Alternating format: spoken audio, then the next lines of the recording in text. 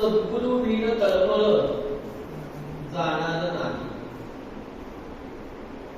दासबोधातील अत्यंत महत्वाची आणि 5व्या दशकातील ही ओवी आहे. मानवी जीवनाचं सार्थकत्व कशामध्ये आहे? मानवी जीवनाचं सार्थकत्व सद्गुरु प्राप्तीमध्येच आहे. सद्गुरु म्हणजे कोण? व्यवहारामध्ये आपल्याला अनेक गुरु भेटतात. समर्थ म्हणतात, इहलोक साधाया कारणे जाणत्याची सलगी नेणे, परलोक साधाया कारणे सद्गुरु पावते. व्यवहारात अनेक गुरु भेटतात. लौकिक दृष्टीनं आपल्याला पावलोपावली गुरु भेटत असतात. इहलोकात म्हणजे व्यवहारात, पण ते गुरु फक्त तेवढंच ज्ञान देतात. एखाद्याला लिहायला शिकवणारे ते गुरुच, कीर्तन शिकवणारे गुरु, संवादिनी शिकवणारे गुरु, पण ते तेवढाच विषय शिकवू शकतात, व्यवहारातलं शिकवतात, पण ते आत्मज्ञान देऊ शकतात असं होत नाही. अर्थात सद्गुरु म्हणजे काय? बरं, आम्हाला जे ज्ञान देणारे आहेत ते गुरु ज्ञानी असतील असंही नाही. कारण समर्थ म्हणाले, इहलोक साधाया कारणे जाणत्याची सर्गी, म्हणजे त्या विषयाचा तो जाणता आणि जाणत्याकडे जर शिकलो तरच सुख आहे. म्हणून जाणीवेने प्राप्त सुख, नेणीवेने दुःख असं समर्थ म्हणतात. मग जाणीव काय आहे आणि जाणीव दाखवणारे कोण आहेत? ते सद्गुरू. म्हणून व्यवहारात अनेक गुरु भेटतात, तेवढ्याच विषयाचं ज्ञान देतात, पण परलोक साधाया कारणे सद्गुरु पाविते. आम्हाला शाश्वत सुखाचा, आनंदाचा बोध करून देणारे जे आहेत त्याला सद्गुरु असं म्हटले जाते. मग सद्गुरु म्हणजे कोण? बघा, सद्गुरु या शब्दामध्ये सद्गुरूंची व्याख्या आहे. सत म्हणजे सत्य आणि गुरु म्हणजे गुह्य रूपाला आणणारा. सत्याच्या गुह्य रूपाला जे आणतात, सत्याचं गुह्य रूप जे दाखवतात, त्याला म्हणायचं सद्गुरु. अर्थात आपल्याला युट्यूबच्या माध्यमातूनही वेगवेगळे गुरु भेटतात. म्हणजे आपण आता स्वयंपाकघरातलं होते त्या रेसिपीवरच चाललेलं असतं, तेही गुरुच. पण त्यातील गूढ काय आहे, सत्य काय आहे, ते सत्याची जाणीव करून देणारे. आणि सत्य म्हणजे काय? ज्याचा कधीही नाश होत नाही त्याला म्हणायला आहे सत्य. जे दिसते त्याचा नाश आहे, ज्याचा नाश झाला ते पुन्हा निर्माण होणार आहे. माऊली म्हणते, जे उपजे ते नासे, नासे ते पुनरपीते.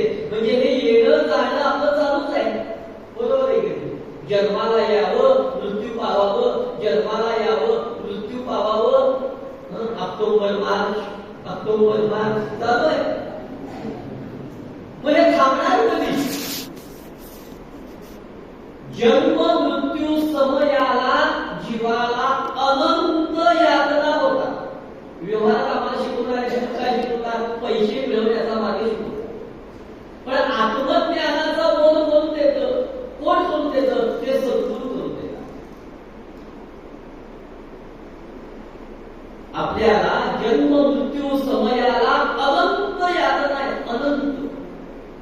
किती यातना आहे, जीवाची दशा काय आहे?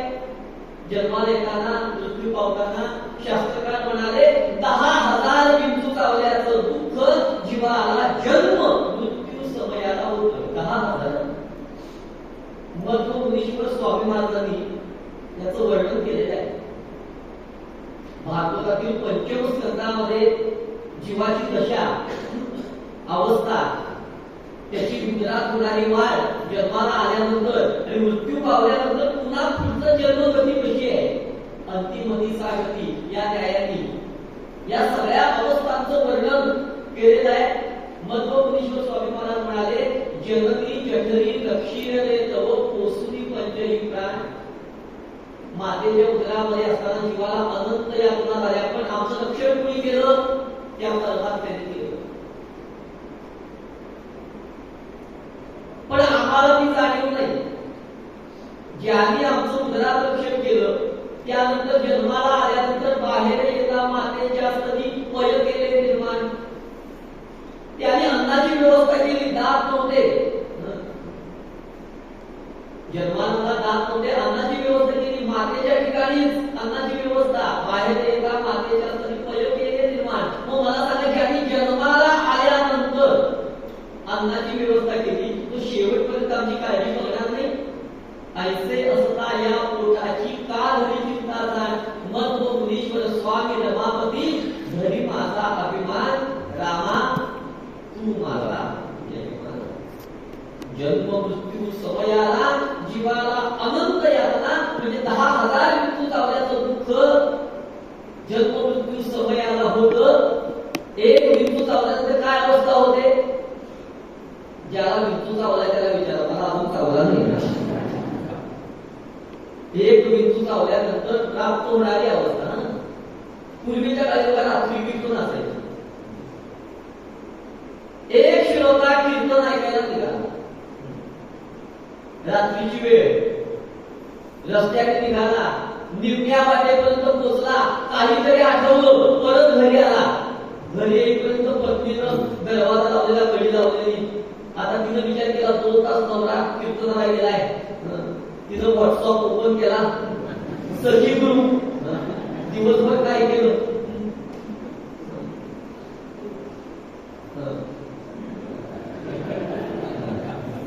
बहुतेक सखी ग्रुप आहे. आणि प्रत्येकीचा सखी ग्रुप वेगळा असतो. आणि पुरुषांच्या बाबतीत त्या ग्रुपचं नाव सांगू का? कट्टा. पार गेला पण कट्टा आहे. आणि आता म्हणजे 2 तास आपल्याला वेळ आहे, तेवढ्या आवाज ऐकू आला. तिने विचारलं का आला परत? नाही म्हटले, दरवाजा उघडू नकोस, कडी घालू नकोस. मग काय आला? नाही म्हटले, संध्याकाळची देवाची आरती केल्यानंतर देवघराचा दिवा चालू आहे का बंद आहे ते बघायचं विसरलो. आता मला सांगा, दिवा चालू का मनुष्य चालू? म्हणजे देवघराचा दिवा चालू आहे का बंद आहे ते बघायचं विसरलो. तेवढा दिवा चालू आहे का बंद आहे तर तेवढा बघ. ती म्हणाली उदबत्ती लावल्यानंतर आपण दिवा विसरतो. काही जण थोड्या वेळाने कळली, काही जण सकाळी, तसं मी बोललेलो थोड्या वेळानेच कळतं. आणि ती म्हणाली देवघराचा दिवा बंद आहे, पण तुम्ही मला आधी सांगा, कडी घालू नको, दरवाजा उघडू नको असं का म्हणाला? तो म्हणाला कडी काढल्यामुळं, दरवाजा उघडल्यामुळे ती कडी जिथे की म्हणा, दरवाजा जिथे म्हणून काढू नको म्हणलं. म्हणजे आज तो मंत्री करायला पाहिजे. पण तीही कधी नव्हती, अशा कधीची ती पत्नी होती. ती म्हणाली कडी काढल्यामुळे ती जिथे म्हणून काढू नको म्हणाला, तुम्ही निम्म्या वाटेतनं परत आला, तुमच्या पायातल्या चपला झिजल्या, त्याचं काय? तोही कमी नव्हता. अशा पद्धतीचा हा पती होता. जोड्या बांधलेल्याच असतात. आणि तो म्हणाला त्याची काळजी तू करू नकोस, चपला डोक्यावर घेऊन आलो. आणि डोक्यावर चपला घेऊन कीर्तन ऐकायला निघाला. निम्म्या वाटेपर्यंत पोचला. पूर्वीच्या काळी रस्ते साधे, त्यामुळे माणसे साधी होती. मातीचे रस्ते, साधे रस्ते, माणसं साधी. जेव्हापासून रस्ते डांबरी झाले, माणसं डांबरट झाली आणि रस्त्यात एक विंचू बसलेला होता. त्या विंचवावर पाऊल पडले. आता विंचवाचा स्वभाव, त्याने नांगी मारली, पटकन खाली बसला, ओरडायचा प्रयत्न केला, नरड्याचा आवाज येईना. एक विंचू चावल्यानंतर ही अवस्था, मग 10,000 विंचू चावल्यानंतर जीवाची काय अवस्था होत असेल. महाभवसागर तरुण जाण्यासाठी आम्हाला व्यवहारातले गुरु उपयोगी पडत नाही. परलोक साधा या कारणे सद्गुरु पाविते. म्हणजे सद्गुरुच आम्हाला पैलतीराचा मार्ग प्राप्त करून देऊ शकतात. आणि मग समर्थ म्हणतात सद्गुरु वीर जन्म निरुफळ.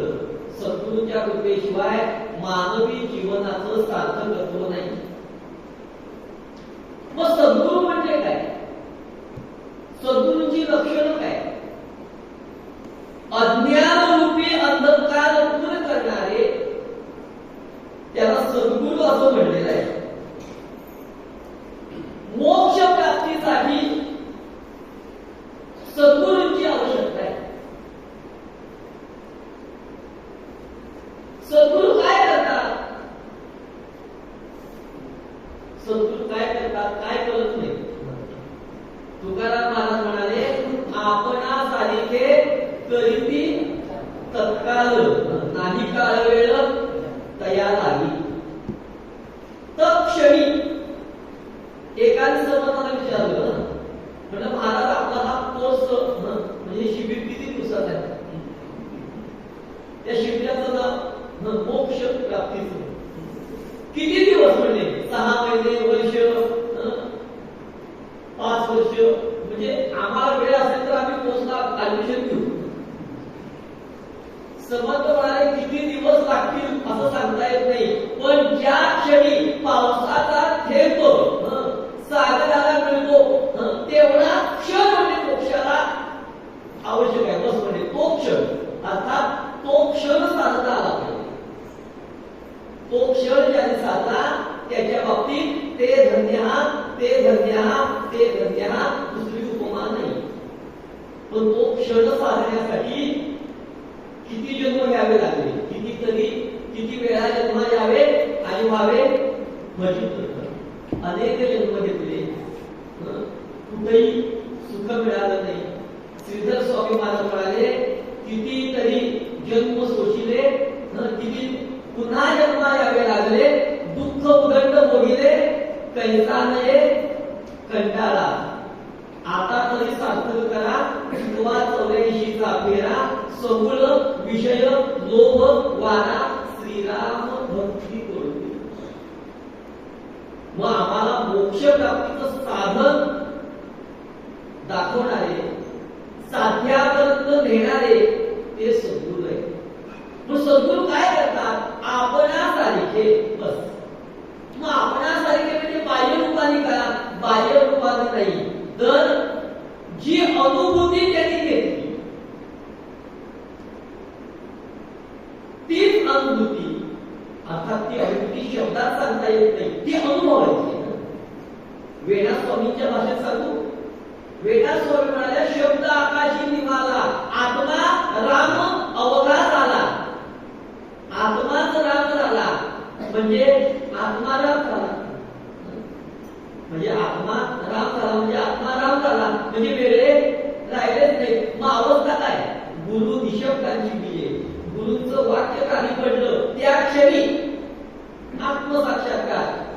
आणि गुरु निशब्दांची बिजे अमाकाय आत्मकाले वेणा स्वप्नाल्या आम्ही अबोध अबोल अबोले बोलू बोल. अनुभूती आल्यानंतर ती व्यक्त करता येत नाही, ती अनुभवायची. आणि ती अनुभूती काय असते? सद्गुरु कृपा काय असते? सद्गुरु आम्हाला आपल्यासारखं करतात. म्हणजे काय करतात? एक दृष्टांत सांगतो. समर्थांचे एक अधिकारी शिष्य, त्यांचं नाव आनंद स्वामी. मराठवाड्यामध्ये निलंगा नावाचं गाव आहे. या निलंगा गावामध्ये समर्थांनी त्यांना कार्य करण्यासाठी पाठवलं. मूळचे सांगली जिल्ह्यातलं 32 शिराळा नावाचं गाव तिथले देशपांडे घराण्यातले. समर्थांची कृपा झाली, समर्थांचा अनुग्रह झाला आणि समर्थांनी निलंग्याला पाठवलं. आजही त्यांचा मठ निलंग्यामध्ये आहे. एकदा समर्थांच्या सर्व शिष्यांनी ठरवलं, सज्जनगडच्या पायथ्याला असलेलं परळी नावाचं गाव, उरमळी नावाची नदी, या उरमळी नदीच्या काठी सगळे शिष्य जमले. वसंत ऋतू सुरू होता. वसंत ऋतूमध्ये आपल्या गुरूंचं पूजन करायचं सर्व शिष्यांनी ठरवलं. आणि गुरुपूजनासाठी सर्व शिष्य आले. समर्थांना आसनावर बसवले. एक एक शिष्य येतोय, समर्थांचं पूजन करून जातो. आनंद स्वामी पूजा करायला आले. बघा, पूजनाला समर्थांच्या हाताला चंदन लावावं, पत्र पुष्प फल जे काही आपल्याकडे ते अर्पण करावं. एक एक शिष्य पूजन करून जातोय. आनंद स्वामी समर्थांचं पूजन करायला आले आणि आनंद स्वामी जसे आले तसं समर्थांनी पाहिलं. आनंद स्वामी आले, समर्थ जागेवरून उठून उभे राहिले आणि आपल्या आसनावर आनंद स्वामींना बसले.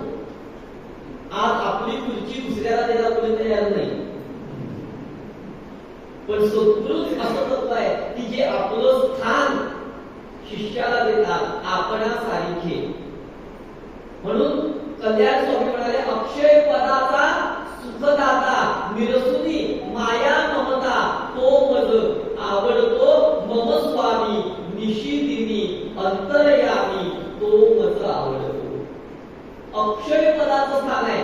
असं स्थान सद्गुरू आम्हाला देतात की जिथं बसल्यानंतर आपल्याला कुणी उठ म्हणणार नाही, कुणी उठवणार नाही. म्हणून माणसाने सुद्धा बसतानाच विचार करून बसावं, कुठं बसावं, म्हणजे तिथं बसलं तर आपल्याला कुणी उठ म्हणणार नाही. सद्गुरू आम्हाला अशा स्थानावर बसवतात की ज्या पदाचा कधीही नाश होत नाही. अक्षय, अक्षय म्हणजे त्याचा कधीही नाश होत नाही असं स्थान सद्गुरू देतात. आणि म्हणून आनंद स्वामीला पाहिलं, आपल्या हातावर बसवलं आणि समर्थांच्या अंगाला इतर शिष्यांनी लावलं जे चंदन होतं कधी ते सगळं चंदन काढलं आणि आनंद स्वामींच्या देहाला फासलं. आनंद स्वामीच्या देहाला फासलं आणि ते चंदन लावल्यानंतर त्या आसनावर बसल्यानंतर जी अनुभूती आनंद स्वामींनी अनुभवली, ती अनुभूती काय होती? ती अनुभूती शब्दात सांगणारी नव्हती, शब्दात सांगता येण्यासारखी नव्हती. पण आनंद स्वामी म्हणतात, गुरु निशब्दांची बीजे. आनंद स्वामी म्हणाले, भवभावे श्री गुरुराया, भवभावे श्री गुरुराया कृपा अंत्य दधाती नयनी वारी भयानक माया स्वरूपी मन फुलमन झाले निरसुनी या सारी काया रे. आनंद स्वामी परात्पर दाता केली कृपेची छाया रे. भज भावे श्री गुरुराया. कोणती अनुभूती दिली? आनंद स्वामी परात्पर दाता केली कृपेची छाया. जी अनुभूती आली व्यक्त करता येईना त्या स्थानावर तसेच बसून राहिले. रात्रभर सगळे कार्यक्रम, भजन कीर्तन, दुसऱ्या दिवशी सकाळ झाली, सगळे स्नान करून आपापल्या गावी जाऊ लागले. आनंद स्वामी तिथंच. आनंद स्वामी काही जागेवरून उठले नाही, खाल्ले नाही. ते चंदन कसं टाकायला लावलेलं. बाकी शिष्य म्हणाले, आनंदा उठ, स्नान कर, तुला जायचं नाही का गावाला? आनंद स्वामी म्हणाले, आता कुठेही जाणार नाही, जागा सोडणार नाही म्हणजे. पुन्हा येईल म्हणायची गोष्टच नाही. काय होईल? जागा सोडणार नाही. आनंद स्वामी म्हणतायत, स्नान तर मुळीच करणार नाही. म्हटलं का? समर्थांनी सद्गुरूंनी लावलेले हे चंदन आहे ना, हे चंदन आंघोळ केल्यानंतर वाहून जाईल, जागा सोडल्यानंतर अनुभूती नष्ट होईल. त्यामुळं ही अनुभूती कायम राहावी, ही नष्ट होऊ नये. आणि म्हणून मी स्नान करणार नाही, जागा सोडणार नाही. समर्थांना मी जाऊन सांगितलं, तो आनंदाची जागा सोडत नाही. आनंदा जागा सोडत का नव्हता माहितीये का? खऱ्या अर्थाने तो जागा होता. यांनी आपलं स्नान सोडलं नाही. समर्थ आले, अरे आनंद उठ. समर्थांना आनंद स्वामी म्हणतात, महाराज काही झालं तरी ही जागा सोडणार नाही. अरे म्हटलं का? म्हणलं अनुभूती नष्ट होईल.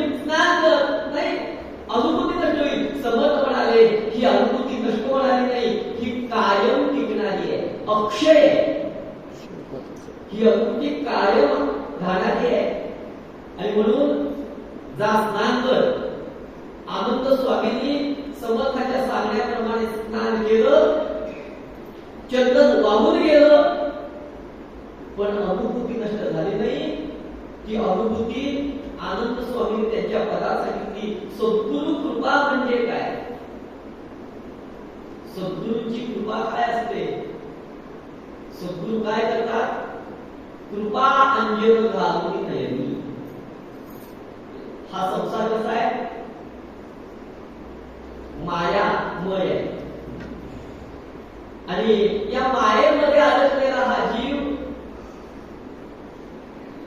सुखाचा शोध घेतो, पण जिथं सुख आहे तिथं शोधत नाही. जिथं सुख नाही तिथं कितीही शोधलं तरी सुख मिळणार नाही.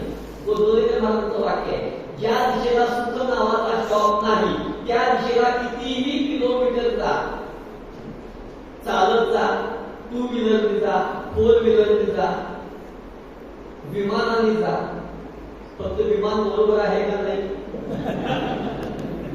ही पत्रिका बघा, कुणाच्या अष्टम स्थान बिघडलेला असलं तर. पण ज्या दिशेला सुख नावाचा स्टॉप नाही त्या दिशेला कितीही किलोमीटर गेलं तरी सुख भेटणार नाही, सुख प्राप्त होणार नाही, सुख सापडणार नाही. एक म्हातारी आजी होती, अंगणामध्ये काहीतरी शोधत होती. एक साधू नेता त्याच मार्गाने जात होता. साधूने बघितलं आजी काहीतरी शोधतीये. थोडा वेळ थांबला, थोड्या वेळ आजीला विचारलं, आजी काय शोधतीये. आजी म्हणाली, थंडीचे दिवस आहेत, चादर फाटली आहे, चादर शिवायची आहे, त्यासाठी सुई हरवली आहे, ती सुई शोधते. आता ती चादर म्हणजे काय, संसार रूपी चादर आहे, आणि आपण ती चिघळं लावत असतो. संसार म्हणजे कितीही उडं पडत असतो तरी आपण चिघळं लावत असतो. संसारामध्ये किती चिघळं लावली, समर्थपणाने कितीही केला लेखका तरी होईल. तुम्ही म्हणलेलंच बरं, अनुभवाचे बोल. आणि सुई शोधतीये. साधूने विचार केला, आजीला आपण मदत करूया. अंगणामध्ये एका बाजूला साधू सुई शोधतोय, आजी एका बाजूला शोधतीये. संध्याकाळ झाली, दोघांनाही सुई सापडली नाही. संध्याकाळ झाली, अंधार पडू लागला, आणि अंधार पडू लागल्यानंतर साधू आजीला म्हणाला, आजी तुलाही सुई सापडली नाही, मलाही सापडली नाही, आता अंधार पडतोय, आता काय सापडणार नाही, उद्या सकाळी मी लवकर परत येतो, आपण दोघं परत सुई शोधू, फक्त एवढं कर, अंगण चालू नकोस. दुसऱ्या दिवशी साधू आला. दुसऱ्या दिवशी दोघांनी सुई शोधली, संध्याकाळपर्यंत सुई सापडली नाही. तिसरा दिवस, चौथा दिवस, पाचवा दिवस, 5-6 दिवस झाले, आणि 5-6 दिवसांनी साधूनी आजीला विचारलं, आजी गेले 4-5 दिवस आपण सुई शोधतोय, तुलाही सुई सापडली नाही, मलाही सुई सापडली नाही, नेमकी सुई पडली कुठं. आजीने खूप छान उत्तर दिलं. आजी म्हणाली, सुई ना झोपडीत पडली. सुई झोपडीत पडली. साधू म्हणाला, सुई जर झोपडीत पडली तर आपण अंगणात का शोधतो. आजीचं उत्तर छान होतं. आजी म्हणाली, सुई झोपडीत पडली, आपण अंगणात शोधतोय कारण झोपडीत अंधार आहे, अंगणात उजेड आहे. जिथं सुख नाही तिथं कितीही शोधलं तरी प्राप्त होणार नाही, मिळणार नाही. मग जिथं सुख आहे मग सुख कुठं आहे. आम्हाला शाश्वत सुखाचा मार्ग दाखवणारे सद्गुरूंच्या शिवाय कुणीही नाही. फक्त सद्गुरूच आम्हाला आमचं स्वरूप दाखवतात. सद्गुरूच्याकडे गेलं, सद्गुरू आम्हाला तो मोक्षाचा मार्ग दाखवतात, आणि सद्गुरू आम्हाला आमचं स्वरूप दाखवतात. कोणतं दाखवतात. ऐक शिष्या एकीचे मर्म, स्वये तुझी आहे ब्रह्म. अरे तूच ब्रह्म आहे. सद्गुरू आम्हाला आमचं स्वरूप दाखवतात. आपण असायचे कलिपी तत्काळ, नाही काळ वेळ तयार आहे.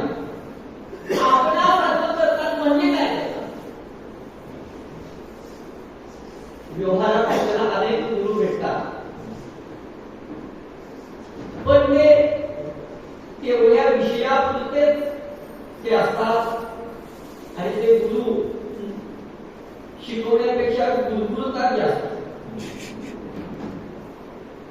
म्हणून सद्गुरू कसे आहे, सद्गुरूचं लक्षण काय, सद्गुरूंना ओळखायचं कसं, तर सद्गुरू काय करतात, आम्हाला आमचं स्वरूप दाखवतात. तूच ब्रह्म आहे. देव आपल्या जवळच आहे. देव जवळी अंतरी पण भेटी नाही जन्म भरी. आम्हाला आमचं स्वरूप माहित नाहीये. आम्ही त्या सुखाचा शोध मात्र घेतोय, पण ते शाश्वत सुख दाखवणारे सद्गुरू आम्हाला जोपर्यंत भेटत नाही तोपर्यंत ती तळमळ आमची थांबत नाही. मग ती तळमळ निर्माण होण्यासाठी आधी आवश्यक काय आहे, आमच्या मनामध्ये असलेली जी मळमळ आहे ती मळमळ गेल्याशिवाय तळमळ सद्गुरू प्राप्तीची लागत नाही. आणि ती तळमळ म्हणजे काय आहे, तर सद्गुरूंची जी भेटीची ओढ आहे, ते सद्गुरू म्हणजे काय आहे, तर ते आपल्याला आपलं स्वरूप दाखवतात. म्हणून तुम्हाला सांगितलं की आता व्हॉट्सअप युनिव्हर्सिटी आणि युट्यूब युनिव्हर्सिटी मध्ये डिग्री घेणारे खूप आहेत ना. बघा, बाह्य रूपाने नटल्याने सद्गुरू बाह्य रूपाने नटवत नाही. कारण समर्थ म्हणाले, बाह्य काया झाली नत्रगीत आणि आंतरी जळला गंज. बाहेर तो नटलाय आणि आंतरी गंज आहे. काय उपयोग, मगाशी योगेश बुवांनी सांगितल्याप्रमाणे वैराग्य आहे पण विवेक नाही. काय उपयोग, विवेक आहे पण वैराग्य नाही. बाह्य रूपाने नटलाय आणि आंतरी मात्र गंज आहे, तो पिलर राहील का. आणि म्हणून नुसतं बाह्य रूपाने नाही तर अंतरस्थिती काय आहे, सद्गुरू आम्हाला ते स्वरूप दाखवतात. नवरा बायको होते. एक दिवस नवऱ्याला दृष्टांत ऐकलेला असेल, जिलबी खायची इच्छा झाली आणि जिलबी खायची इच्छा झाल्यानंतर पत्नीला म्हणाला, मला जिलबी खावीशी वाटते. पत्नी हौशी होती. ती म्हणाली, काही काळजी करू नका, संध्याकाळी तुम्ही ऑफिस मधनं घरी आलात की तुम्हाला जिलबी करून घाली, काही काळजी करू नका. बघा, बाह्य रूपाने करून आत्मस्थिती आत्मज्ञान प्राप्त होत नाही. बाह्य रूपाने करून आत्मज्ञान प्राप्त होत नाही. त्यासाठी सद्गुरूंचीच आवश्यकता आहे. म्हणून एखादं पुस्तक वाचून ज्ञान प्राप्त होतं ते बाह्य रूपाने. या ज्ञानाला समर्थ काय म्हणतात, त्याला अशुद्ध ज्ञान म्हणतात. समर्थाचा एक अभंग आहे, ते की जाणावे सज्जन जया शुद्ध ब्रह्मज्ञान. कर्मे करीती आवडी नाही फलाशीची मुळी. स्वार्थ त्यागून या देणे नित्यतेची संपादने. म्हणे रामी रामदास जया नाही आशावास. म्हणजे बाह्य रूपाने शब्द ज्ञान आहे पण त्या शब्दाचं ज्ञान आहे पण त्याचं गूढ ज्ञान नाही, त्या स्वरूपाची अनुभूती नाही. अशा ज्ञानाला अशुद्ध ज्ञान म्हणलंय. आणि पण जे ज्ञान आहे पण व्यक्त करता येत नाही पण ते अनुभवलेलं आहे. वेणा स्वामींच्या भाषेत शब्द आकाशी निघाला, आत्माला अवघा झाला. वेणा स्वामी यांच्या संगे आम्ही राहू आत्मरंगे. आम्ही अबोल अबोल अबोले बोलू बोल. किंवा सद्गुरूंचं वाक्य म्हणजे काय आहे, तर सद्गुरूंचं वाक्य म्हणजे आम्हाला हा भवसागर करून जाण्यासाठी नौका आहे. म्हणून वेणा स्वामी म्हणाल्या, गुरु वाक्य प्रेम नौका माया सागर तरलो देखा. आम्ही स्वामींचे अंकित राम नामे मुद्रा. गुरुंचं वाक्य म्हणजे ही नौका आहे भवसागर करून जाण्यासाठी. आणि म्हणून नवऱ्याला सांगितलं, तुम्हाला मी संध्याकाळी जिलबी करून घालीन, पण हिला जिलबी कशी करायची माहित नव्हतं. आता जिलबी करायची कशी, आता जिलबी त्या काळात काही युट्यूब नव्हती, जुना काळ आणि घडलेला किस्सा आहे. मग तर गाव सांगत नाही. मिरजेचं म्हणा तो मिरजेतले दुसरं कुठलं गाव सांगत त्या गावात असायची त्यामुळे गाव सांगत नाही पण भेटलेली भेट नाही. आणि आता हिला जिलबी कशी करायची माहित नाही. हिनं विचार केला शेजारच्या काकू आहे त्या काकूला जिलबी करता येत असेल. काकूकडे आल्या आणि म्हणाल्या काकू आमच्या याला जिलबी खायची वाटते जिलबी कशी करायची मला माहित नाही तर मला सांगा. काकू तर फार होती तिच्यापेक्षा त्या म्हणाल्या काळजी करू नकोस नुसतं सांगत नाही करून दाखव. तिनं त्या आजीने काकूनी सांगितलं इन्स्टंट आता पीठ मिळतं बाजारात आणायचं गॅसवर तवा ठेवायचा तेल गरम झालं की त्या जिलब्या करायला सोडायच्या. तळलेल्या जिलब्या एका पात्रात पाक करायचा साखरेचा त्या पाकात सोडायच्या. तिथं सगळं करून टाकलं काकू. ज्या जिलब्या तळल्या पाकात सोडल्या आणि नंतर जाताना म्हणाले हे बघ आता ही सुद्धा हुशार होती. ती काय म्हणायची माहितीये का तसं मला हे सगळं माहित आहे तसं म्हणजे आम्ही शिबिराला आलोय खरं पण आम्हाला सगळं आधी आठवत आहे फक्त आम्ही टॅली करायला आलोय. सांगतो तू आहे तुमचं आम्ही ऐकलं नाही तसं आम्हाला माहित होतं. आणि तसं काकून सांगावं गॅसवर तवा ठेवून त्यात तेल गरम गरम सोडायचं म्हणजे हे मला माहित आहे तुमचं सांगा. तेल गरम झाले की जिलब्या करायला सोडायच्या म्हणजे हेही माहित आहे. मग तळलेल्या जिलब्या पाकात सोडायच्या हेही माहित आहे तुमचं. मग काकूने सांगितलं जाता जाता आता मी जसं बसले हे आठवलं मी जसं बसले असं बसायचं आणि पात्रातल्या जिलब्या दुसऱ्या पात्रात टाकायच्या ठेवायच्या जिलबी तयार. जाताना हेही म्हणून दिली हेही मला माहित आहे. एवढी जिलबी सोपी आहे आधीच माहित होतं.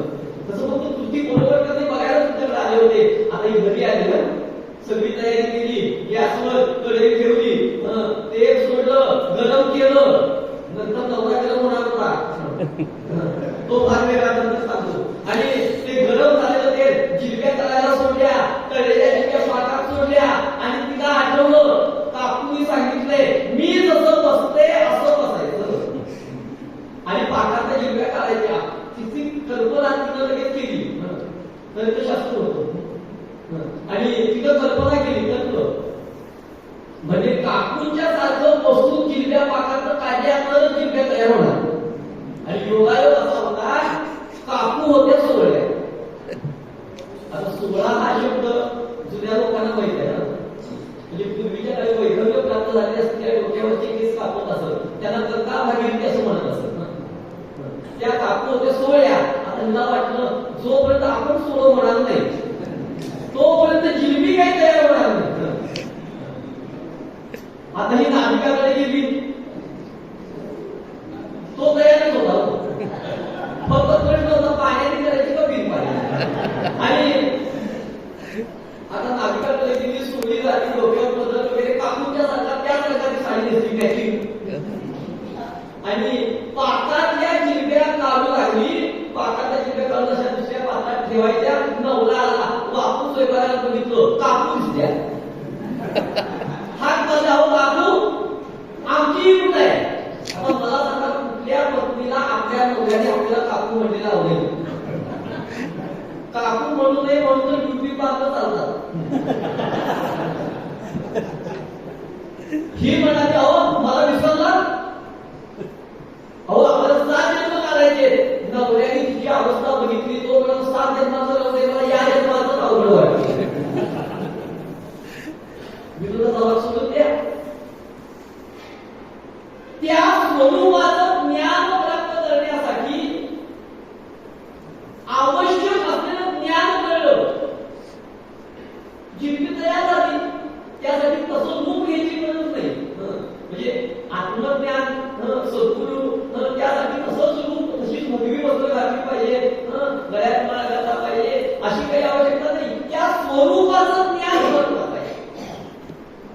बाह्य रूपाने म्हटला पण अंतरीच ती स्थिती नसेल त्याच्या रस्त्यावर बसलेलं पुत्र सुद्धा केशरी रंगाचंच असतं डोळे करून बसलेलं असतं. म्हणजे आपण काय पाहू या बाबतीत म्हणजे बाह्य रूपाने घडला म्हणून त्याला आत्मज्ञान आहे असं म्हणता येत नाही. पण सद्गुरू आम्हाला आमच्या स्वरूपाची ओळख करून देतात. तूच ब्रह्म आहेस. वेदांत स्वामी म्हणाल्या काय करतात सद्गुरू? अहम ब्रह्म उपदेश. अहम ब्रह्म उपदेश दे. अहम ब्रह्मास्मी, तूच ब्रह्म आहेस, तूच ब्रह्म आहेस. मग अहम ब्रह्म उपदेश दे. पण उपदेश केला पण कळला काय? कारण आम्ही सद्गुरू आम्हाला जे ज्ञान सांगतात, अनुभूती देतात, कशी देतात?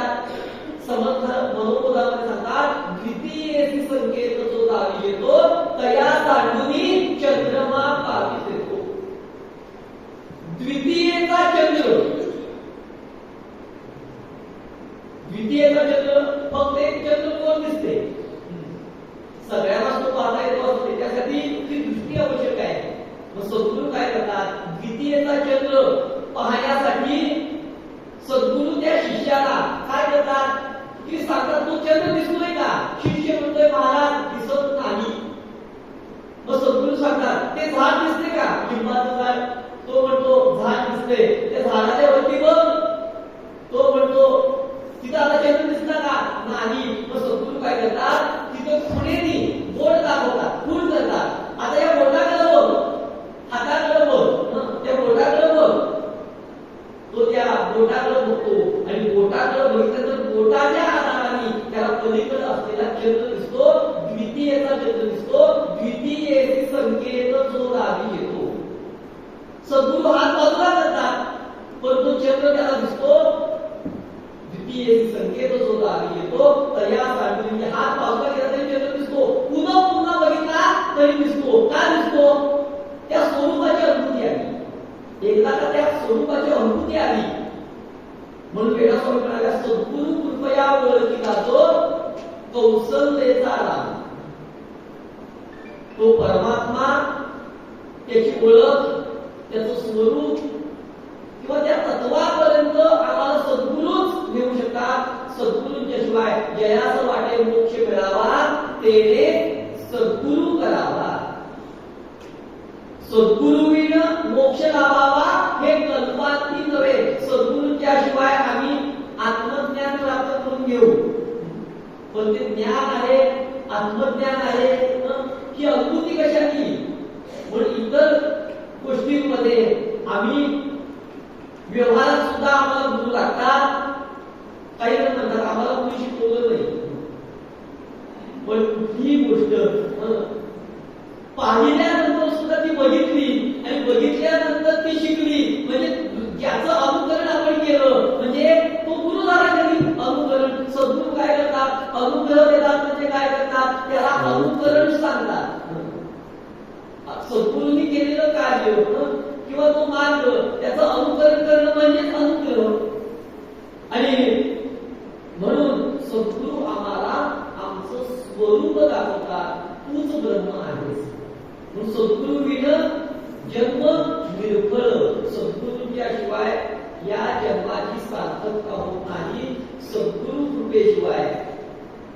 म्हणून सद्गुरू कृपया ओळखीला जो. सद्गुरूंच्या शिवाय आम्हाला भगवंतही भेटणार नाही. आणि म्हणून सद्गुरूंची आवश्यकता आहे. मग सद्गुरूंचं लक्षण काय? समर्थांनी सद्गुरू स्तवनामध्ये वर्णन केलेलं आहे. सद्गुरूंना अनेक उपमा देऊन पाहिजे. सगळ्या काही सांगत नाही. सद्गुरूंना नदीची उपमा दिली, सागराची दिली, त्यानंतर परिसाची दिली. ज्ञानेश्वर महाराज म्हणतात, तुकाराम महाराज म्हणतात, मोह परिसाची वसा आहे उपमा, सद्गुरु महिमा अगाध तो. ज्ञानेश्वर महाराज म्हणतात, श्री गुरु सारिका असता पाठी राखा, इतरांचा लेखा कोण करी. ज्ञानदेव म्हणे तरलो तरलो, आता उतरलो गुरु कृपे. सद्गुरूंची कृपा आवश्यक आहे. मग अनेक ज्या उपमा दिल्या समर्थांनी सद्गुरूंना. समर्थ सुरुवातीला म्हणतात, मायेच्या बळे करीन स्तवन, ऐसे वांछित होते मन माया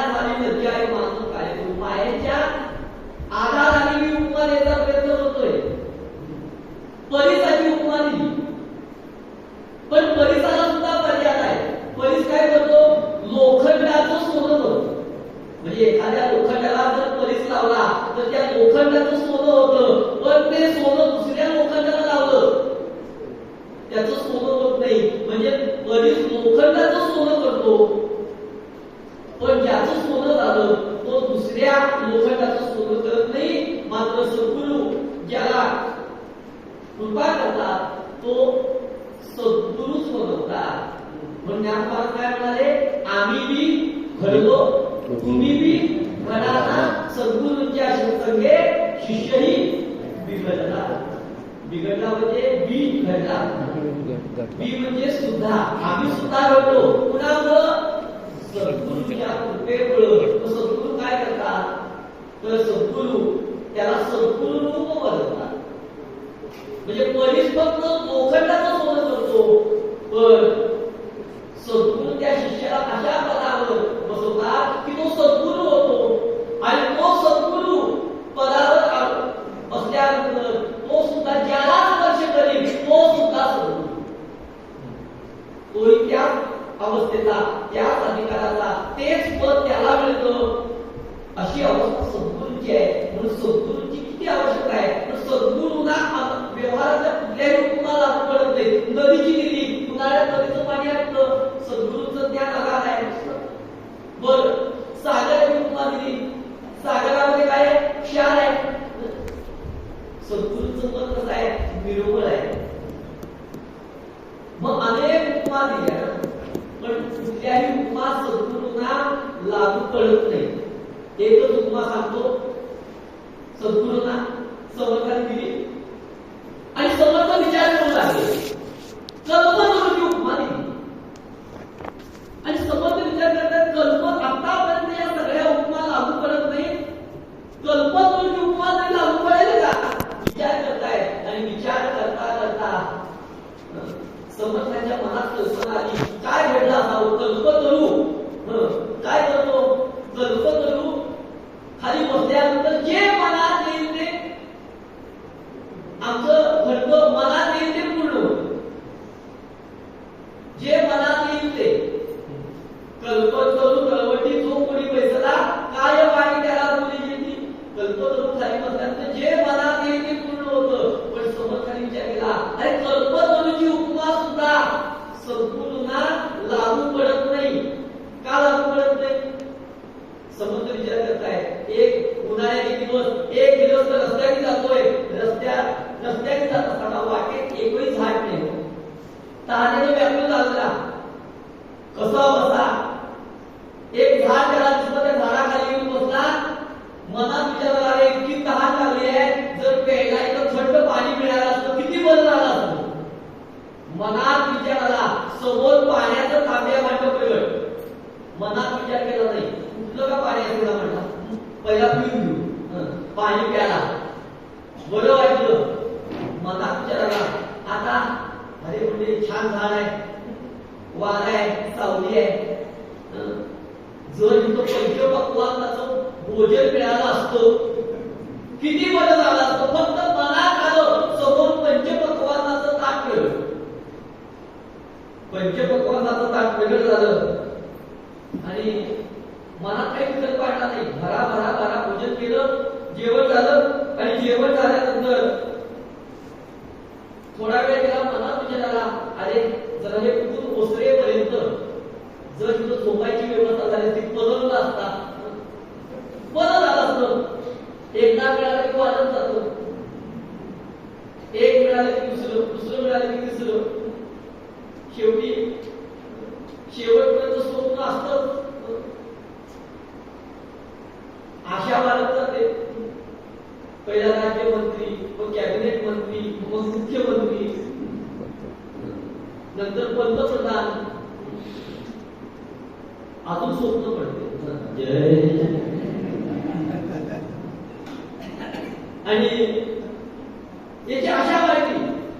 अरे म्हणजे निजायला पलंग असता बरोबर असतो, मच्छरदानी वगैरे, आणि पलंग तयार. यानं काही विचार केला नाही बघा. त्या पलंगावर निजला, छान मोठा वारा आहे, झाडाची सावली आहे, सगळं छान आहे असा विचार करत होता. तेवढ्यात मनात विचार आला, आता आता एवढी सगळी व्यवस्था झाली, जरा म्हणजे पाय दाबायला वारे घालायला एक चार सुंदर दासी असते तर कोण झालं असतं. एवढा मनात विचार आला आणि चार दासी कळत झाल्या, त्या सेवा करून आल्या, पाय दाबू लागल्या, हितपर्यंत सगळं ठीक होतं. बघा कल्पतरूची कृपा संपूर्ण काय लागू पडत नाही.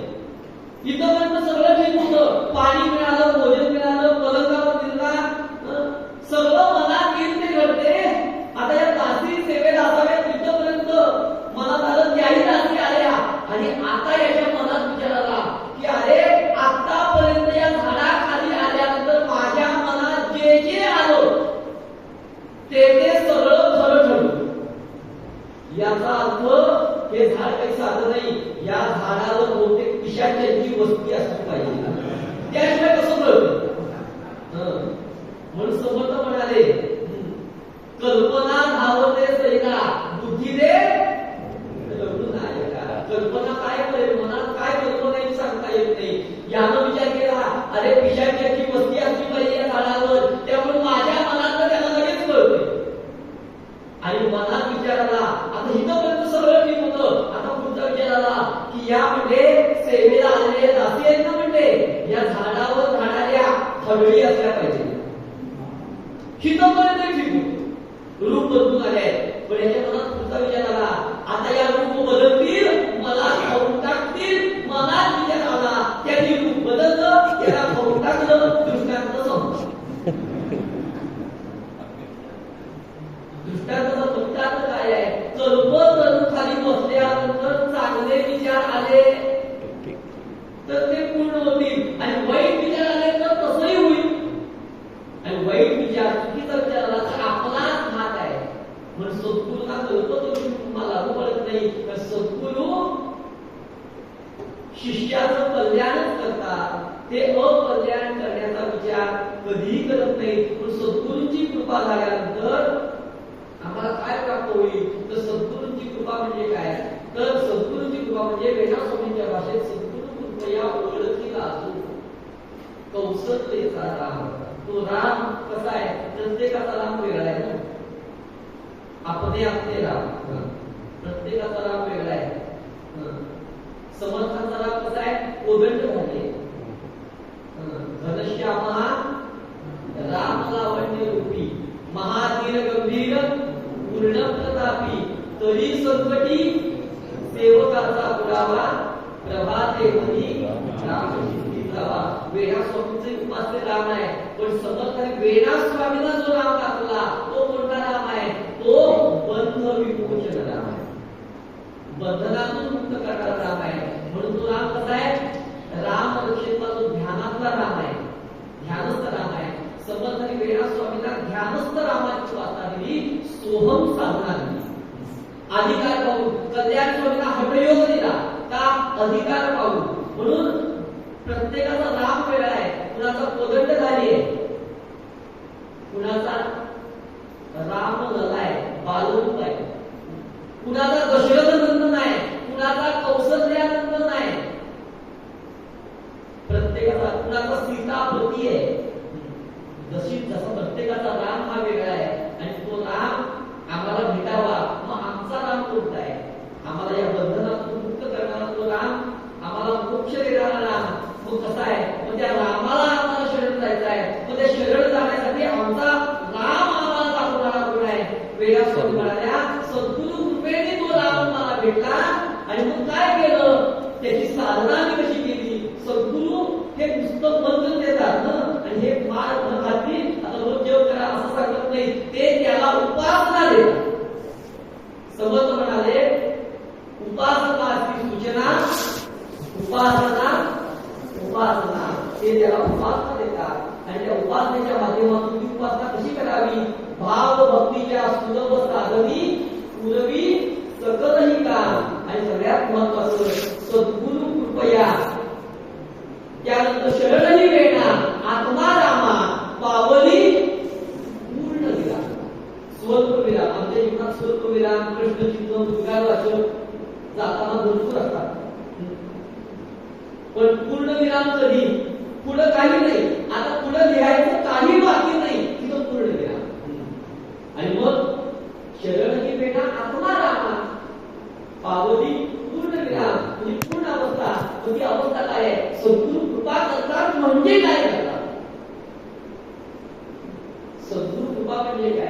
तर त्याला त्याचं स्वरूप ते शब्दात सांगायचं नाही, ते अनुभवायचं आहे. आनंद स्वामींना त्यांना त्यांचं स्वरूप दाखवलं. कल्याण स्वामींना आणि उद्धव स्वामींना माहुलगडावर दत्तदर्शन घडवलं आणि त्यांना सांगितलं की सद्गुरूच्या कृपेने आपल्याला एक दैवत भेटल्यानंतर, प्राप्त झाल्यानंतर जी नामदर्शनाने अनुभूती आली तीच दत्तदर्शनाने येणार आहे. मग जिथं आपण गेल्यानंतर अनेकी सदा एक देवाची पाहे, हे सर्वत्र आपल्याला ते आपलं उपास्यच जेव्हा दिसतं तेव्हा ओळखायचं सद्गुरु कृपा आपल्यावर झाली. नामदेव बाबांच्या चरित्रातील तसं काय साक्षात पांडुरंग बोलायचे, कीर्तनात नाचायचे, नामदेवांची खीर खायचे.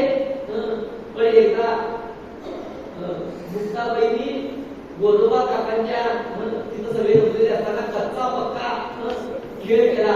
ते गोपाळच्या डोक्यात मारलं, सगळे सहन करतात. नामदेव बाबांच्या डोक्यात मारल्यानंतर नामदेव मला चिडले. तसं मुक्ताबाई म्हणाल्या कचरा, नामदेव कच्चा, राग आला. अरे साक्षात पंढरीनाथ माझ्याशी बोलतो, मी कच्चा कसा? पांडुरंगासमोर कुणाला सांगायचं? आपलं दुःख सांगायचं कुणाला? आपल्या उपास देवतेला. समर्थांनी टाकळीमध्ये तपश्चर्या करत असताना आलेले अनुभव, आपलं दुःख सांगायचं कुणाला? रामाला सांगायचं. आणि ते रामाला सांगितलेलं जे सुख दुःख आहे की नाही, त्यातून साधकाची जी अंतर अवस्था आहे त्याला म्हणतात करुणाष्टका. अनुदिनी अनुतापे तापतो रामराया, परमदिन दयाला निरसी मोहमाया, अचपल मन माझे नावरे आवलिका. आणि तुझं मी कसं करतो नावरे असंख्यातरे भक्त होऊन गेले, तिन्ही साधनांचे बहु कष्ट केले, नवे कार्य करतात भूमी बांधतो तुझा दास मी. नामदेव बाबांनी पांडुरंगाला म्हटलं अरे मोहनला तू माझ्याशी बोलतो, तू मी करता कसा? भगवान म्हणाले अरे मी जे भेटतो बोलतो की तुझी भक्ती पाहून, पण जीवनाचं सार्थकत्व जर तुला प्राप्त करून घ्यायचं असेल, फक्त तुला आत्ता मी पंढरपुरातला पांडुरंग दिसतो, तो सर्वत्र पाहायचा असेल, माझं रूप तुला अनेक रूपात पाहायचं असेल, सर्वत्र पाहायचं, सद्गुरूंची आवश्यकता आहे. आणि मग सद्गुरू नंतर भेटले त्यांना विसोबा केतकराच्या रूपाने. कथा माहित आहे त्यामुळे सांगत नाही, सव्वापास झाले, वेळ संपत आली. आणि नंतर काय झालं, सद्गुरू कृपा झाल्यानंतर नामदेव महाराजांची काय अवस्था झाली, एकदा सगळा नैवेद्य पानामध्ये वाढलेला आहे आणि नैवेद्य वाढल्यानंतर पानामध्ये असलेली पूर्णाची पोळी एका कुत्र्याने उचलली आणि ते घराच्या बाहेर पडलं, रस्त्याने जाऊ लागलं. नामदेव महाराजांच्या कुत्र्याला पाहिलं आणि तुपाची वाटी हातात घेतली आणि त्या कुत्र्याच्या मागे धावू लागले आणि म्हणाले पांडुरंगा अरे नुसती पोळी खाऊन पोच, तूप लावून खा, तूप लावून खा. तेव्हा पांडुरंग प्रगट झाले. बघितलं सद्गुरू कृपेनंतर मी तुला या श्वानामध्येही दिसतो. याला म्हणायचं सद्गुरू कृपया.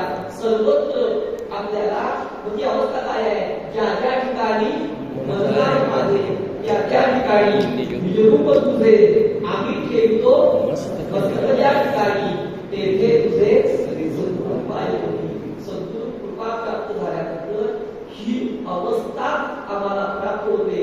आणि म्हणून सद्गुरूंची नितांत आवश्यकता आपल्याला आहे. आणि म्हणून सद्गुरू काय करतात तर बघा आम्हाला आमचं स्वरूप दाखवतात. आता ते स्वरूप काय आहे, आम्हाला आमचं स्वरूप माहित नाही आहे. आपल्याला एक कथा माहित आहे, गोष्ट माहित आहे. एक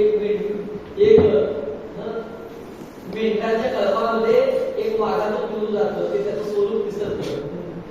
पण बघा गदी मांडणकरांनी सुद्धा आम्हाला आमचं स्वरूप कसं आहे आणि त्यासाठी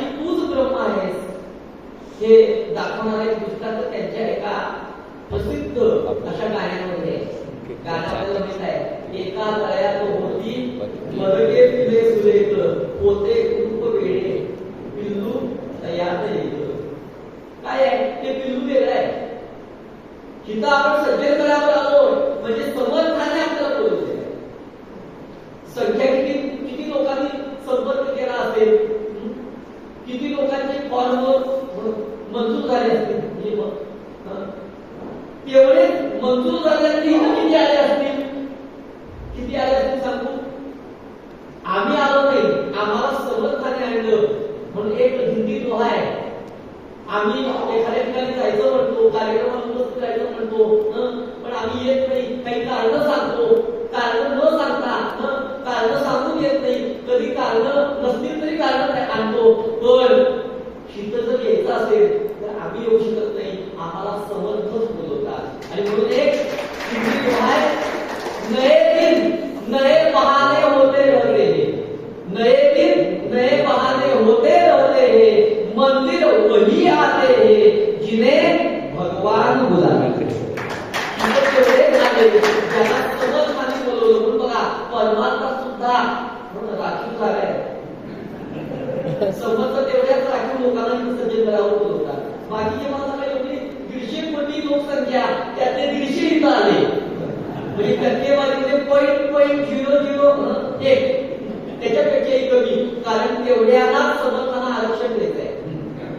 इथं आम्ही का आलो तर आम्हाला आमचं स्वरूप काय आहे ते समर्थांना या 3 दिवसाच्या समर्थांना सांगितलं की या जागेमध्ये आल्यानंतर त्या पदाची अनुभूती घ्या, तो अनुभव घ्या. त्या बदकाच्या पिल्लामध्ये असलेलं ते कुरूप पिल्लू त्याला सगळे आपल्याला नाही म्हणून बाजूला करायचे, खेळायला घेत नव्हते. कोणी त्या सगळी खेळावया सगळे कुणी खेळायला घेत नव्हतं, बाजूला करायचं. त्यानंतर पण एक दिवस बघा, एक दिवस काय झालं, एके दिनी परंतु पिल्लास त्याग करावे, वयवेड पार त्याचे वाऱ्यास वे पडावे, पाण्यात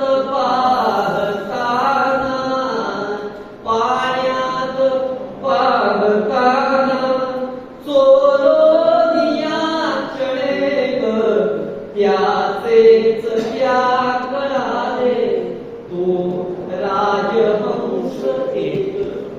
तिथं आल्यानंतर समर्थ आम्हाला सांगणार आहे, अरे तूच ब्रह्म आहेस, तूच राजहंस आहेस, तू स्वतःला कमी समजू नकोस, तूच ब्रह्म आहेस.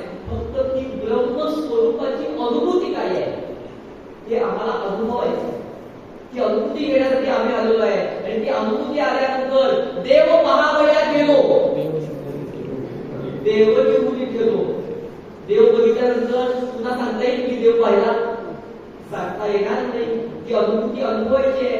मग अशी अनुभूती आपल्याला जिथं गेल्यानंतर येते, ज्याच्या समोर गेल्यानंतर येते, ज्याच्याशी बोलल्यानंतर येते, ते सद्गुरूंचं लक्षण आहे. आणि म्हणून सज्जनगडावर गोंधळल्यामध्ये ज्ञानेश्वर माऊलींच्या समोर त्या समाधीसमोर गेल्यानंतर आपल्याला क्षणभर ती अनुभूती येते.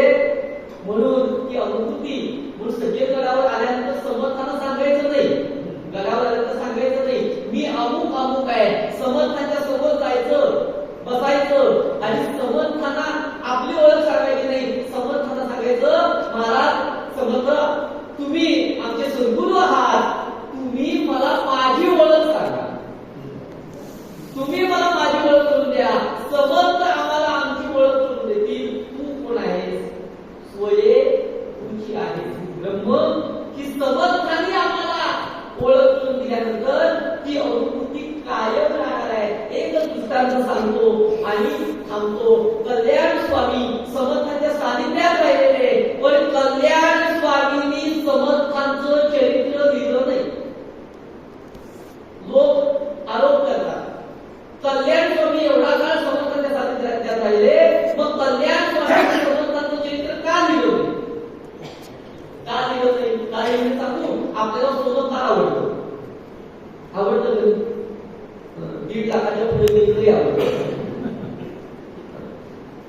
एवढी मागे झाली लोक सोनं घ्यायचे थांबले नाही. आपल्याला सोनं फार आवडतं. समजा परमेश्वराची कृपा झाली आणि परमेश्वराने आपल्याला नखशिखांत सोन्याचं केलं पायापासून डोक्यापर्यंत, तुला सोनं मागावं वाटेल? तशीच अवस्था कल्याण स्वामींची झाली. समर्थांच्या सानिध्यात ते राहिले आणि समर्थ रूप झाले, वेगळे राहिलेच नाही. आणि वेगळे राहिले नसल्यामुळं वेगळं समर्थ चरित्र लिहू शकले नाही. कारण समर्थाचं चरित्र लिहायचं म्हणजे समर्थांपासून वेगळं झालं पाहिजे. पण कल्याण स्वामी समर्थांच्या सानिध्यात आले आणि समर्थ झाले, वेगळे झाले नाही. समर्थांच्या भाषेत राम आणि दास दोघे पहुडले रामी, हेही बोलावया तुझा पुरेस ते धामी. दुसरा राहिलाच नाही, वेगळे राहिलेच नाही. आणि म्हणून बघा समर्थांचे जे प्रमुख शिष्य आहेत त्यांनी समर्थांचं चरित्र लिहिलं नाही. सगळे परशिष्य समर्थांचं चरित्र लिहितात, पण वेणा स्वामींनी समर्थांचं चरित्र लिहिलं नाही, कल्याण स्वामींनी लिहिलं नाही, आक्का स्वामींनी लिहिलं नाही. जे समर्थांच्या सानिध्यात राहिले, समर्थांच्याकडे ज्यांनी अनुग्रह घेतला, बहुतांश शिष्यांनी समर्थांचं चरित्र लिहिलं नाही, पण त्यांच्या प्रशिष्यांनी लिहिलं. कल्याण स्वामींनी चरित्र लिहिलं नाही, पण त्याच परंपरेत आत्माराम महाराज म्हणून गेले, त्यांनी दास विश्राम दान ग्रंथ लिहिला. वेणा स्वामींनी चरित्र लिहिलं नाही, पण वेणा स्वामींच्या परंपरेत वेणा स्वामींच्या शिष्या बायाबाई आणि बायाबाईंचे शिष्य गिरधर स्वामींनी समर्थ प्रताप ग्रंथ लिहिला. समर्थांचं चरित्र प्रशिष्यांनी लिहिलं, पण जे समर्थांचे अनुग्रहित आहेत त्यांनी का लिहिलं नाही? कारण ते समर्थांच्या सानिध्यात आले आणि समर्थ रूप झाले. आणि समर्थ रूप झाल्यानंतर पुन्हा चरित्र लिहिण्यासाठी वेगळं व्हावं लागेल, त्याला वेगळं व्हायचं नव्हतं. ते समर्थ रूप झाले. एक दृष्टांत सांगतो, वेणा स्वामी समर्थांना म्हणायच्या, महाराज मला माहेरी जायचं आहे. समर्थ म्हणायचे, एवढी माहेरी जायची गडबड कशाला, काही दिवस थांब. समर्थांच्या अन्य शिष्यांना वाटायचं वेणा स्वामीचं माहेर कोल्हापूर आहे, सासर मिळत आहे, कोल्हापूरला जायचं असेल जाऊन येतील. पण समर्थांना वेणा स्वामीलाच माहित होतं, निवृत्ती हे वेणा स्वामींचं माहेर होतं, प्रवृत्ती हे सासर होतं. कोल्हापूरला काही वेळा निघून गेला. चैत्र महिना रामनवमीचा साखरचा उत्सव झाला, हनुमान जयंती झाली. सगळे शिष्य समर्थांच्या सह गडावर आले. वेणा स्वामी रोज विचारायचे, महाराज मला बाहेर जायचं आहे. समर्थ म्हणायचे पुढं बघू. आणि वेणा स्वामीचा एक नियम होता, समर्थांना चाफ्याचं फूल खूप आवडायचं. वेणा स्वामी रोज चाफ्याचं फूल समर्थांच्या चरणांवर व्हायचे. चैत्र वद्य चतुर्दशी युक्त अमावस्येचा दिवस सकाळी वेणा स्वामी समर्थांच्या दर्शनाला आल्या, नमस्कार केला, चाफ्याचं फूल चरणांवर पाहिलं आणि म्हणलं, महाराज मला माहेरी जायचं आहे, परवानगी द्या. समर्थ म्हणाले, वेणा आज तू माहेरी जायचं. वेणा स्वामीला आनंद आहे, माहेरी जायचं आहे, पण एक दुःख आहे, सेवेत खंड पडणार आहे. कोणती सेवा? रोज जे चाफ्याचं फूल व्हायचे ना, म्हणजे महाराज आता सेवेत खंड पडेल माहेरी गेल्यानंतर. समर्थ म्हणाले, खंड पडणार नाही. तो खंड पडणार नाही, सेवा अखंडित निरंतर चालू राहील. त्यानंतर त्या दिवशी समर्थ म्हणाले, आता नैवेद्य तर रामाला. वेणा स्वामी पूर्णावरणाचा नैवेद्य केला, सर्वांचं भोजन झालं. समर्थ म्हणत, वेणा आता तू माहेरी गेल्यानंतर आम्हाला कीर्तन ऐकायला मिळणार नाही, कीर्तन कर. वेणा स्वामींनी कीर्तन केलं आणि वेणा स्वामी लिखित बंध विमोचन राम या अभंगावर समर्थांच्या सांगण्याप्रमाणे पूर्वरंग केला. उत्तर रंगात रामरायांचं निजधाम गमन आख्यान सांगितलं. आणि त्या दिवशी कीर्तन खूप छान झालं. साक्षात प्रभू रामचंद्र त्या कथेला उपस्थित होते. ती अनुभूती येत होती. कीर्तन संपलं, सगळे जय जय रुबीर समर्थ जय जयकार करत होते. वेणा स्वामींनी आपल्या गळ्यातला विणा आक्का स्वामींच्या हातात दिला आणि समर्थांना नमस्कार करण्यासाठी समर्थांच्या समोर आल्या, चरणांवर मस्तक ठेवलं. ते पुन्हा उचलण्यासाठी नाही, चरणावरच ठेवलं. शरण ही वेणा तुम्हाला पावली मूर्ण दिला. त्यानंतर वेणा स्वामींच्या देहावर समर्थांनी अग्निसंस्कार केले. जिथं अग्निसंस्कार केले तिथं चाफ्याचं झाड उठून आलं. बघा सद्गुरु कृपा काय असते, सद्गुरु कृपा काय असते हे अनुभवायला समर्थांच्या शिष्यांच्या चरित्रामध्ये आपल्याला सद्गुरु कृपा अनुभवायला मिळेल.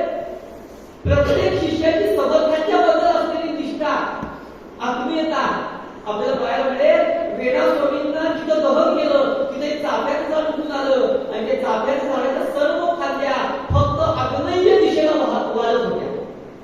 आग्नेय दिशेला एक शब्द तयार झालं आणि सगळे शिष्य म्हणायचे चाफ्याचं झाड एका दिशेला कसं काय वाढते, सगळ्या फांद्या एका दिशेला कशा काय. समर्थ ते ऐकायला हसायचे. त्यानंतर वेणा स्वामींनी 1678 मध्ये देवेंद्रला समर्थांनी 1682 मध्ये आपला अवतार कार्य संपवलं. तो म्हणजे आपलं झाड खूप मोठं छत्र तयार झालेलं. आता मला सद्गुरू कृपा म्हणजे काय असते तर सद्गुरू आपल्या शिष्याला छत्र देतात. कल्याण स्वामी महाराज छत्र भोवतांचे दासांचे धामची कल्याणाचे तो मला आवडतो मम स्वामी निशिदिनी अंतर्यामी.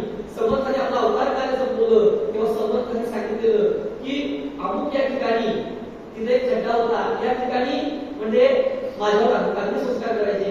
त्या चाफ्याच्या झाडाच्या सावलीमध्ये समर्थांच्या देहावर अग्निसंस्कार करण्यात आले. खरं वास्तविक सद्गुरू शिष्याला शब्द देतात, पण समर्थांनी आपल्या शिष्याला सुद्धा त्या पदावर घेऊन बसवलं की शिष्याच्या जिथं दहन केलं तिथं उठून आलेलं चाफ्याच्या झाडाच्या छायेखाली आपल्या देहाला अग्निसंस्कार करून घेतले. आणि अग्निसंस्कार झाल्यानंतर तिसऱ्या दिवशी स्वयंभू समाधी प्रगट झाली आणि स्वयंभू समाधी प्रगट झाल्यानंतर अक्का स्वामी त्या समाधी समोर आल्या.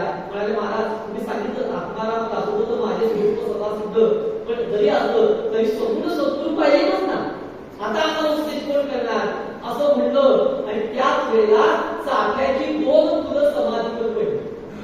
चाफ्याची 2 फुलं पडलेली पाहिली आणि अक्का स्वामींना म्हणाल्या समर्था तुम्ही संकेत रूपाने मला उत्तर दिलं, कळलं पुढचं जीवन आम्ही कसं जगावं. ज्या ठिकाणी अग्निसंस्कार केले वेणा स्वामींच्या देहावर तिथल्या मातीत उठून आलेलं चाफ्याचं झाड सुद्धा तुम्ही निष्ठा जपतं, तर आम्ही आमचं राहिलेलं आयुष्य सुद्धा तुम्ही सांगितलेलं कार्य तुमची सेवा आणि त्यासाठी या चाफ्याच्या झाडाच्या 2 फुलाने आम्हाला शिकवलं कसं आम्ही पुढील जीवन जगू असं सांगितलं. आणि समर्थांचं आरती जेव्हा व्हायची कल्याण स्वामींचा ब्रह्मा विष्णू हराधिक मानसिकती हे पद जेव्हा समाधी समोर गायलं जायचं तेव्हा हे चाफ्याचं झाड डुलायचं आणि ती फुलं समाधीवर पडत असत असं वर्णन केलं. आणि म्हणून ज्या ठिकाणी अग्निसंस्कार झाले त्या मातीत उगवलेलं चाफ्याचं झाड सुद्धा जर ही निष्ठा जपत असेल तर आम्ही सुद्धा त्या समर्थांचेच लेकरं आहोत, तर आम्हाला सुद्धा त्या समर्थांवर निष्ठा ठेवावी लागेल. तर समर्थ निश्चित आपल्यावर कृपा करतील. सद्गुरू कृपा काय आहे त्याची अनुभूती आपल्याला सहज प्राप्त होईल, कधी सांगता येणार नाही. परंपरेचा श्लोक आहे की वृंदावनाची बहुशांत काया चाफा फुलला बहुवेळी निष्ठा समाधीवरी वर्षत आहे तुला. नमस्कार माझा समस्त वेळा करावा. अशीच निष्ठा आपली समर्थांवर राहावी, ती कृपेची अनुभूती यावी की समर्थांची प्रार्थना करतो. सकाळचं मनासज्जना या श्लोकावर आणि आता सद्गुरू सोपीनं जन्म फळ या 2 विषयावर बोलायची संधी मला आमचे परम श्रद्धेय योगेश बुवा अजय बुवा यांच्या शिबिराच्या माध्यमातून दिली. अर्थात मी आभार मानणार नाही, कारण या समर्थांच्याच आणि या समर्थ सेवा मंडळ या संस्थेमध्येच समर्थ ज्ञान विकास वर्गामध्ये आम्ही घडलेलो आहोत. त्यामुळे हितं बोलणं म्हणजे समर्थांनी बोलवलेलं आहे आणि त्यामुळे असंच या सेवेमध्ये कायम राहायला मिळावं समर्थांनी प्रार्थना करतो. जय जय रघुवीर समर्थ रामामी दास दास म्हणवी माते कशाचे भय रामा जाईल जास्त सुखकरा होईल ते तेय रामाया भरत्रयी तुझकडे नाही तुझा तारक रामा तू सकलात पूर्ण करीसी भूतात मी बालक. जय जय रघुवीर श्रीराम जय राम जय जय राम श्रीराम जय राम जय राम श्रीराम जय राम जय राम श्रीराम जय राम जय राम श्रीराम जय राम जय राम श्रीराम जय राम जय राम श्रीराम जय राम जय राम श्रीराम जय राम जय राम. जय जय रघुवीर जया वाटते रामदृष्टी असावी, जया वाटते निर्गुणी ओळखावी, जया वाटते पूर्ण शांती मिळावी. तेने वृत्ती हे रामदास की जरा